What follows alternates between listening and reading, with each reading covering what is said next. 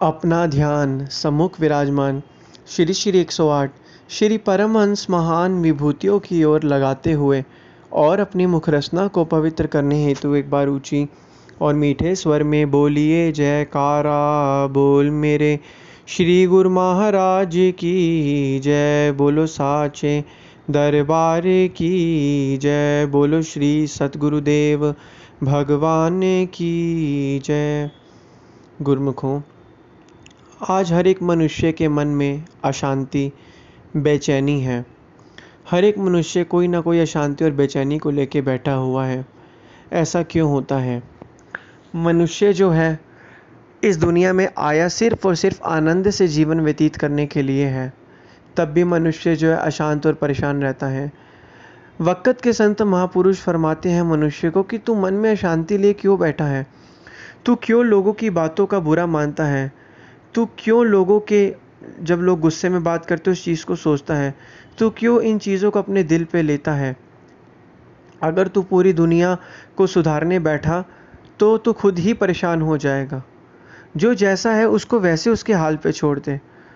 और दूसरी चीज़ क्या कि इस दुनिया में कर्म के फल से कोई भी नहीं बच पाया है।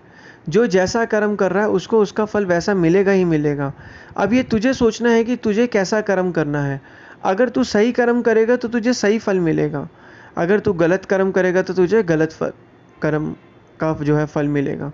संत महापुरुष यही फरमाते हैं कि मनुष्य को कभी किसी से जो है घृणा नहीं करनी चाहिए। मनुष्य को कभी किसी से जेलसी नहीं करनी चाहिए, क्योंकि अगर मनुष्य ये सब चीज़ें करता है तो मनुष्य अपने आप को ही परेशान करता है। मनुष्य अपने आप के अंदर ही अशांति को पैदा करता है। कहते हैं कि कभी भी किसी बुरे व्यक्ति की संगत में नहीं आना चाहिए और बुरे विचारों को भी मन के भीतर नहीं प्रवेश करने देना चाहिए, क्योंकि चिंता और चिता दोनों में बहुत फ़र्क है। चिंता करने से जो है उससे हमारी विचार बुद्धि क्षीण होती है, और जो चिंतन हम करते हैं प्रभु का, उससे हमारे अंदर विवेक पैदा होता है। क्योंकि चिंता, कहते हैं कि चिंता तो जीवन भर मनुष्य को तड़पाती रहती है और चिता 1 मिनट में जलकर भस्म हो जाती है। तो यही फरमाते हैं वक़्त के संत महापुरुष, तुम हमेशा, अब जैसे कोई अहंकारी व्यक्ति है, अहंकारी व्यक्ति से जब हम बात करते हैं तो अगर हम विनम्र होकर उससे बात कर रहे हैं अहंकारी व्यक्ति से, तो हम बिल्कुल सही हैं। अगर हम उससे वैसे ही बात कर रहे हैं तो फिर हम में और उसमें कोई फ़र्क नहीं रह जाएगा। वक़्त के संत महापुरुष यही हमें फरमाते हैं कि जितना हो सके सभी लोगों के साथ मिलजुल के रहो, खुश होकर रहो, मन में शांति रखो, मन के अंदर नाम जपो, अपनी सब तरफ से ध्यान हटा के सिर्फ मालिक के चरणों में, श्री सद्गुरुदेव महाराज जी के चरणों में ध्यान लगाओ, तो तुम्हें देखना अपने आप ही अंदर आनंद अनुभव होने लगेगा। मन के अंदर शांति आती रहेगी, जीवन आनंद से व्यतीत होगा। लेकिन क्या हम ये चीज़ें करते हैं? अगर हम ये चीज़ें कर रहे हैं तो अच्छी बात है, अगर हम नहीं कर रहे तो तुरंत अब हमें ज़रूरत है इन सभी चीज़ों को करने की, जिससे हमारा ये लोक भी सुखी होगा पर लोक भी सुहेला होगा। संत महापुरुषों का इस दुनिया में आने का मकसद यही होता है कि वह हमें एक सच्ची राह दिखाते हैं और वह हमें एक सही रास्ता दिखाते हैं कि इस रास्ते पर चलकर मनुष्य अपनी आत्मा का कल्याण कर सकता है। क्या हम इस विचार और इस चीज़ों पर चल रहे हैं? अगर चल रहे हैं तो हमें अपने आप ही अंदर अनुभव और फ़र्क महसूस होने लगेगा, और अगर नहीं चल रहे तो हमें कुछ ना कुछ अब जो कार्य करना पड़ेगा कि ताकि हम जो है वक़्त के संतों महापुरुषों की आज्ञा और मौज में चलें। कहते हैं कि अगर कभी कोई सद्गुरु ने आज्ञा फरमा दी और अगर किसी सेवक ने उस आज्ञा को तुरंत पूरा किया या माना, आगे को शिरोधार्य किया, तो वही असली सेवक का जो है पूजा पाठ पुण्य है, क्योंकि सद्गुरु की जो आज्ञा है वही सब चीज़ों से बढ़कर है। संत महापुरुष यही फरमाते हैं अपने वचनों में। संत महापुरुष यही फरमाते हैं कि मन के अंदर अशांति लिए मत बैठो, मन को समझो। मन क्या है? मन एक विचारों का समूह है। मन तुम्हें धोखा दे रहा है, मन को समझो। मन तुम्हें डिप्रेशन में बार बार डाल रहा है। मन को सही गलत का पता तो है नहीं, वो बेफालतू की चीज़ें को करने बैठा। अब जो मनुष्य कहता है ये सब मैंने किया, ये सब मैंने ही किया है, तो वह अहंकारी होता है। करने वाले तो सिर्फ और सिर्फ वक़्त के संत महापुरुष हैं। जब मनुष्य ये कहता है तब उसके अंदर सहज भाव, सहनशीलता भावना जो है पैदा होती है। तो संत महापुरुष यही फरमाते हैं कि जीव को जितना हो सके मन के अंदर शांति रहे, मन को आनंद से जीवन व्यतीत करो। बार बार मन के अंदर के जो ख्याल जो है मन के कभी ख़त्म नहीं होने वाले, ये हमेशा जीव को किसी न किसी तरीके से फंसा कर रखेंगे ही रखेंगे। तो अब हमारा फ़र्ज़ बन जाता है कि जितना जितना हम भजन अभ्यास करेंगे, नाम सुमिरन करेंगे, उतना ही क्या कहते हैं हमारे मन के अंदर शांति आएगी।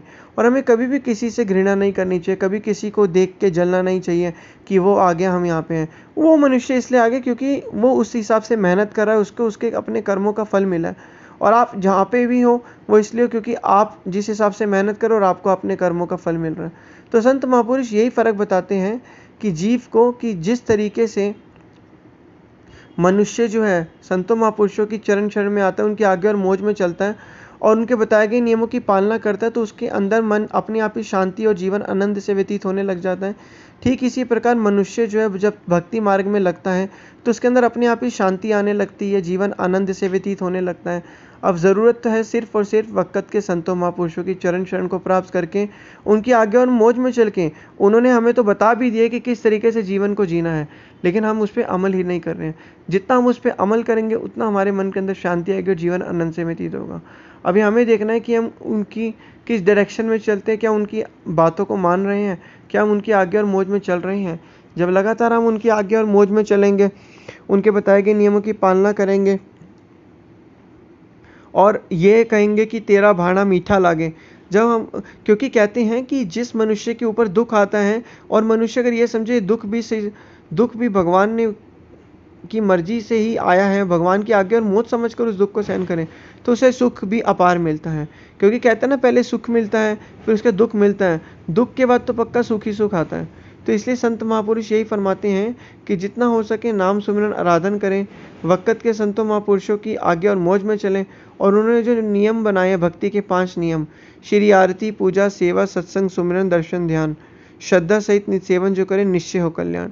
उन्होंने हमें गारंटी दे दी है कि अगर जो भी मनुष्य इन 5 नियम की श्रद्धा सहित पालना करेगा तो निश्चय ही हम उसके साथ हैं। ये लोग तो क्या, हम उसके परलोक में भी उसके साथ हैं।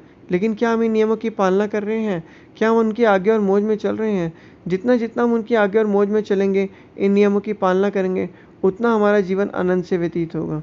लेकिन यह चीज़ें मनुष्य को कब पता चलती हैं?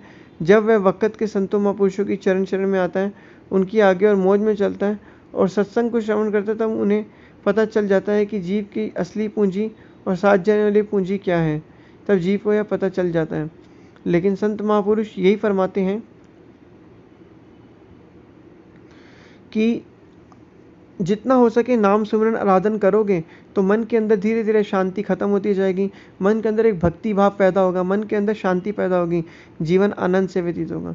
तो लगातार जब हम ये चीज़ें करेंगे तो हमारे मन के अंदर अपने आप ही शांति और आनंद से जीवन व्यतीत करेंगे, जिससे हमारा ये लोक भी सुखी होगा और परलोक भी सुहेला बनेगा। बोलो जयकारा बोल मेरे श्री गुरु महाराज की जय, बोलो साचे दरबार की जय।